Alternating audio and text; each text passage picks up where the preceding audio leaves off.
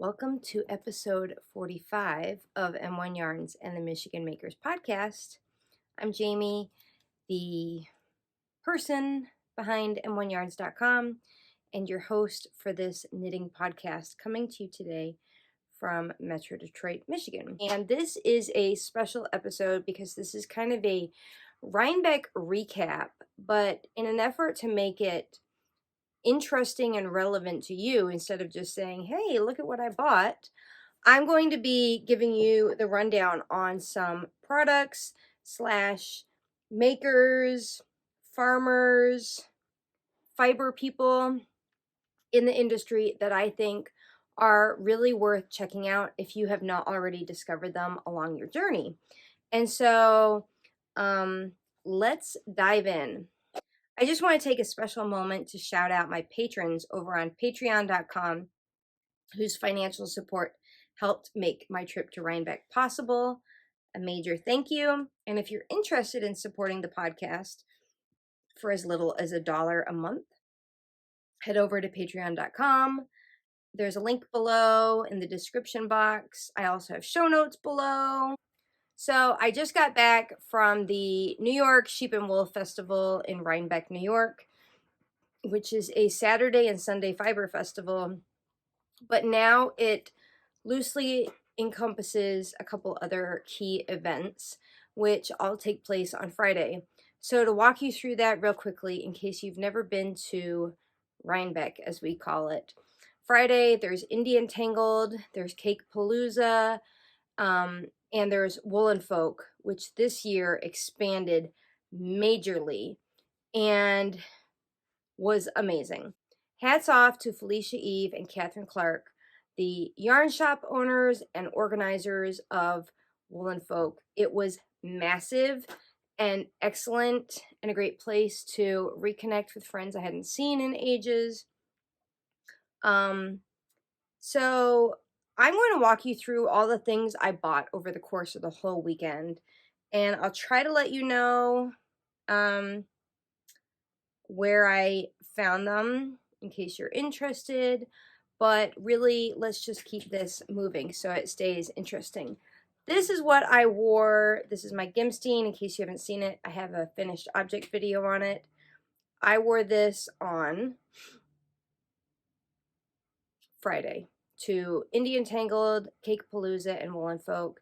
And the weather was sweater weather, perfect. It was beautiful fall sunshine and not a raindrop in sight. It had rained the day I was traveling, but that was fine. So let's see. I don't even know if I remember where I bought what I bought. It doesn't matter. It really doesn't matter. So let me just start with this because this is kind of funny. So if you watch Andrea Mowry's knitting podcast, what does she call it? I'll Knit If I Want to. She had talked about how she keeps her knitting needles organized. And I have been on this journey through different organizers trying to get all my needle sets together, which is not particularly doable. I do have a roll for all my Chow Gu minis, both sets, and there's a third one coming out for sizes 9 and up. So check that out. I don't think it's yet released, but it's coming.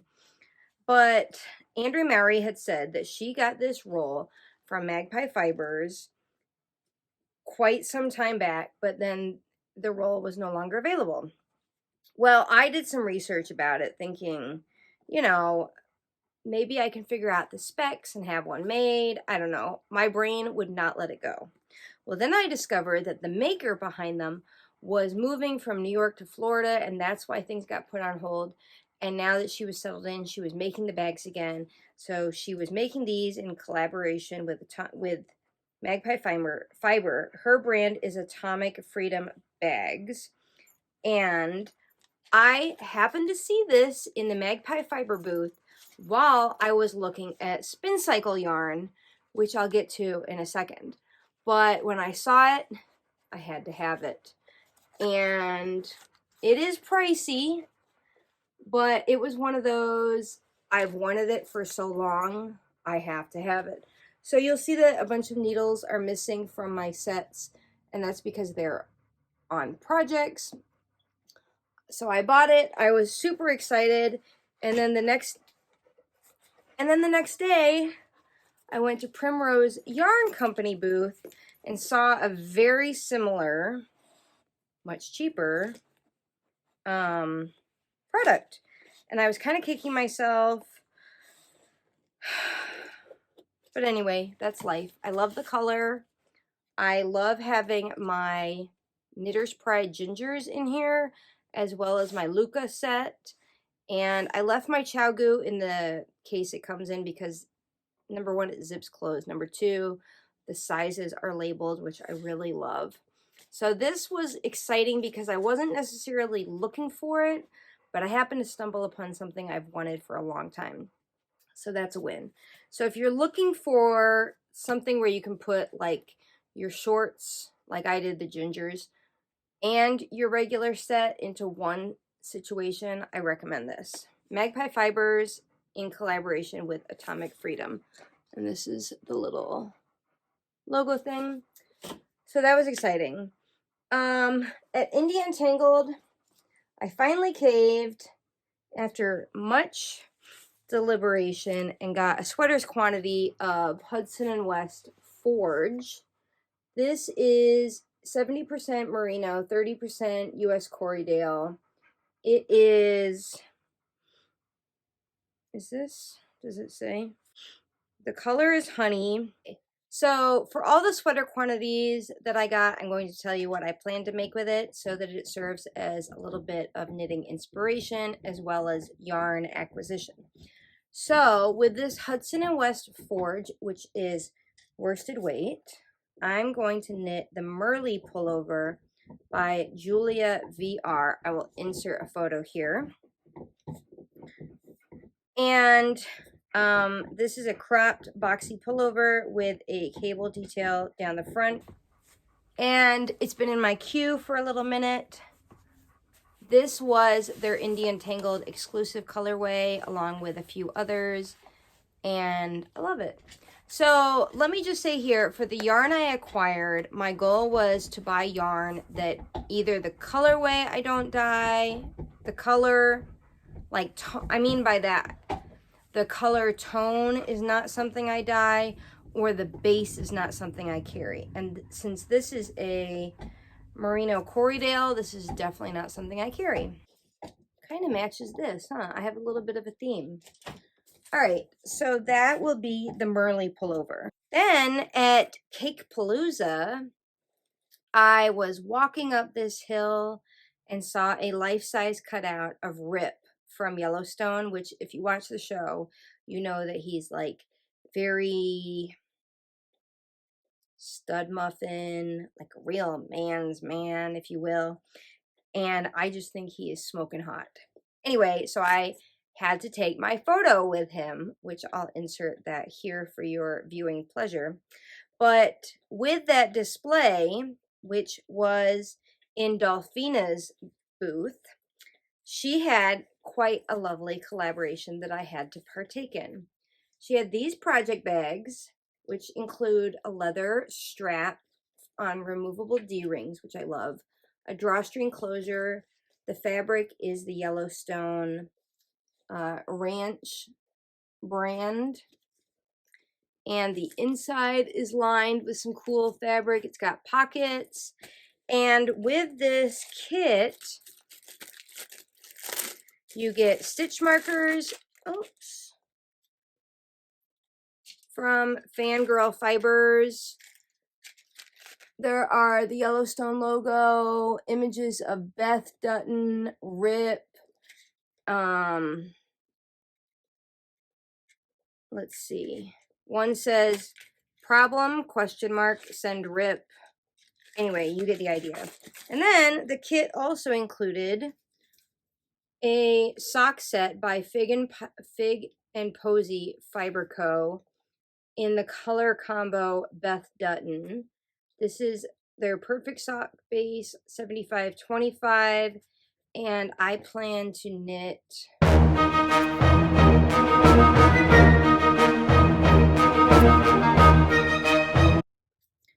I actually don't yet know what I'm going to knit with this.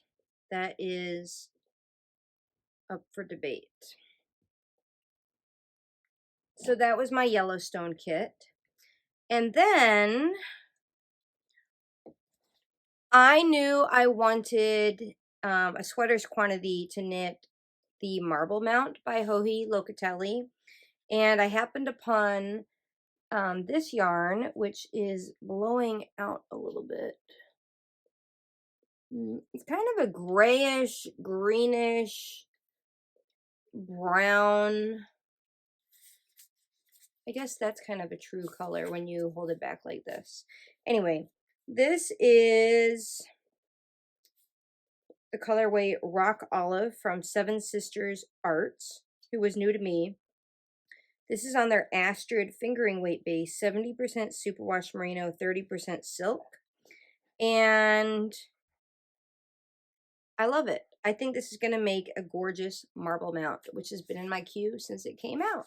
Next up, as previously mentioned, I was in Magpie Fibers booth on the hunt for some spin cycle, which they had. But as you know, with spin cycle yarn, you really have to see it in person. So I had held off ordering it online from various websites because I knew I would be at Rhinebeck and see lots of it in numerous booths.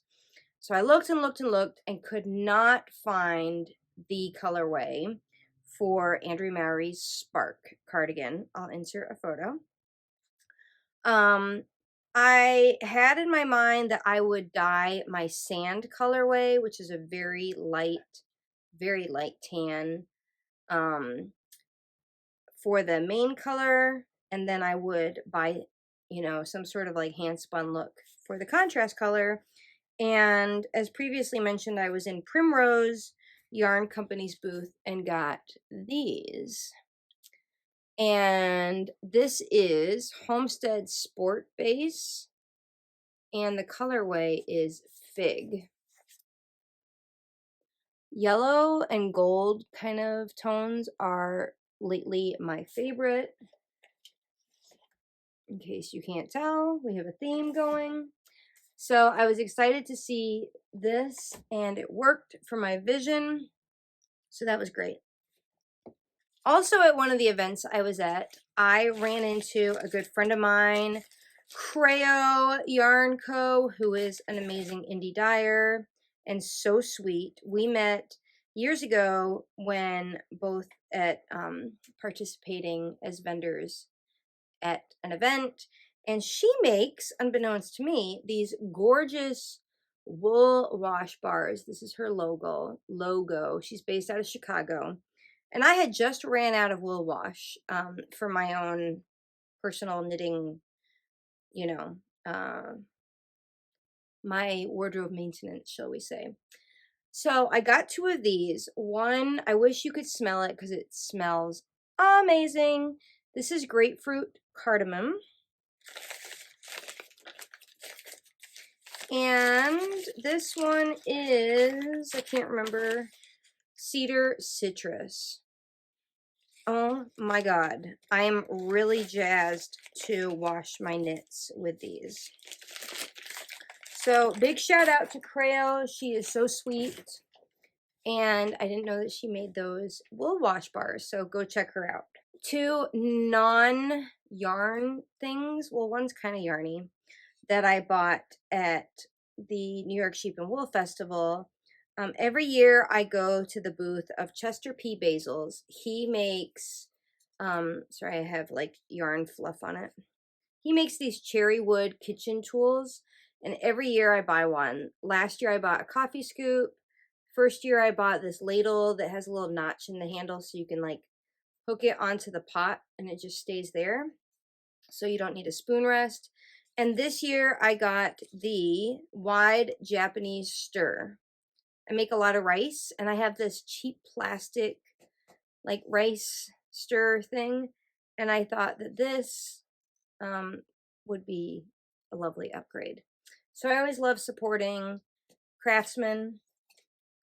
And then I saw a booth with handmade socks in them. And I could not resist because I love knit socks. I don't always want to take away from my sweater knitting to knit socks. And I got these from Purple Hummingbird Woolens. She has an Etsy shop, which is Hummingbird Woolens. And she's out of New Hampshire. She knits size specific socks, which is awesome because I wear a 6.5. And I found these. Love them. I asked her if she hand cranks them because I can't imagine selling these for $30 a pair if you actually hand knit them. She said her sock cranker is over 50 years old and she has more than gotten her money's worth out of it. And I thought that this was awesome. I will enjoy these for years to come. Let's see. At Cakepalooza, I ran into Yan of Forever Yarn Doylestown, who is a good friend of mine. We have been at events together, and in her booth, she had pink hazel bags. I have long wanted a pink hazel bag, and Yan convinced me I needed this giant bag. And what's great about supporting Yan with her yarn shop selling these is that pink hazel bags are really hard to find or / import into the US. This is quite the sweater's quantity bag. It has a zippered pocket in there with that contrast fabric, which I think is cute. It's got some other pockets in there with the same fabric that's on the front, and this nice leather shoulder strap and a drawstring.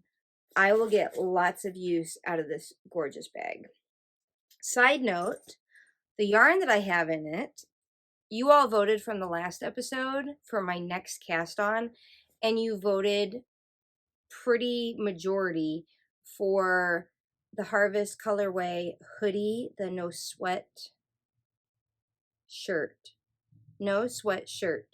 by Park and Knit. So I'm casting this on probably this weekend because I'm making progress on my other whips. So thank you all for voting. 2 more sweater quantities to go. We're almost there. So at the New York Sheep and Wool Festival, my goal was really to get some farm yarn since that is so different to what I sell. And I had some visions for this. So this is a sweater's quantity of Fox Hill Farm Cormo Cross.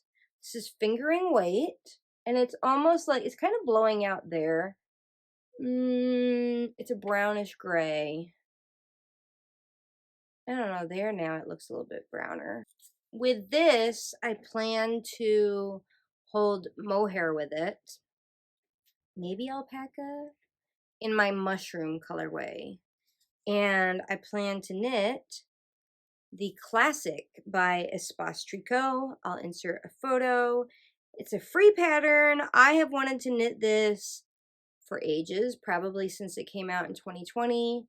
And so I'm really excited for this. So check out Fox Hill Farm. I will try to see if they have a website. Last but not least, I have wanted to knit the Augustine sweater by August Knit. Maybe it's August Knit for quite some time. It is a DK weight pattern, and I happen to see this yarn from Avalon Springs Farm. They are based out of, I want to say it was Maryland.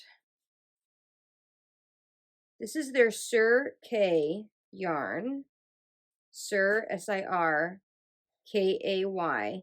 and it's Merino X wool and mohair, and their DK weight. It's a small batch, local farm raised and milled, and this is their natural colorway. I love it. It is so soft. I mean, it's merino and mohair, and it's just gorgeous. So I'm excited about that. What else can I tell you about Rhinebeck 2022? I got a house with a bunch of friends and we had such a good time. I haven't laughed that hard and that long in ages. So shout out to all my housemates.